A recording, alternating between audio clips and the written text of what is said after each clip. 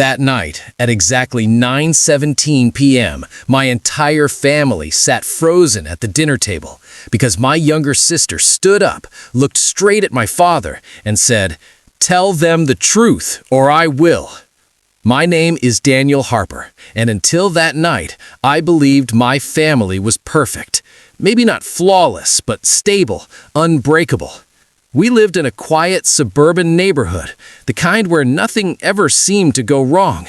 My dad, Robert, was the backbone of our home, calm, respected, the man everyone trusted. My mom, Linda, held everything together with quiet strength, and my younger sister, Emily, was the heart of the family, always smiling, always kind. But that night, everything we thought we knew shattered in a matter of minutes. It started like any normal dinner, small talk, the clinking of silverware, the usual routine. But Emily was different. She barely touched her food, her hands trembling slightly, her eyes locked on Dad like she was waiting for something. Then suddenly she pushed her chair back and stood up. The room went silent. "Tell them," she said, her voice shaking but loud enough to cut through the air. Dad froze. For the first time in my life, I saw fear in his eyes. "Emily, sit down," Mom said softly, but Emily didn't move. "No," she replied, her voice stronger now. "I'm done pretending. Either you tell them or I will." My heart started pounding. I had no idea what was happening, but I could feel something heavy, something dark closing in on us.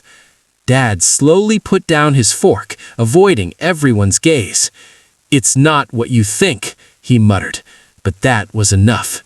Emily let out a bitter laugh. "Not what we think? Then explain why I saw you with her." The word "her" hung in the air like a storm about to break. Mom's face went pale. "What is she talking about, Robert?" she asked, her voice barely above a whisper. Dad didn't answer, and in that silence, everything became clear. Emily pulled out her phone with shaking hands and placed it on the table.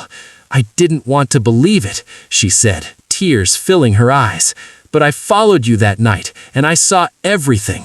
She pressed play. A video. Dad, laughing, holding another woman's hand, looking happier than I had seen him in years. The room collapsed into chaos. Mom's chair scraped loudly as she stood up, her eyes filled with disbelief and pain. "How long?" she demanded. Dad tried to speak, but no words came out. I felt like I couldn't breathe. This wasn't my family. This couldn't be real. But it was. Emily broke down, crying uncontrollably. "I kept it inside for weeks," she said. "I didn't want to destroy us, but you already did." Mom turned away, covering her mouth, trying to hold herself together as years of trust crumbled in seconds.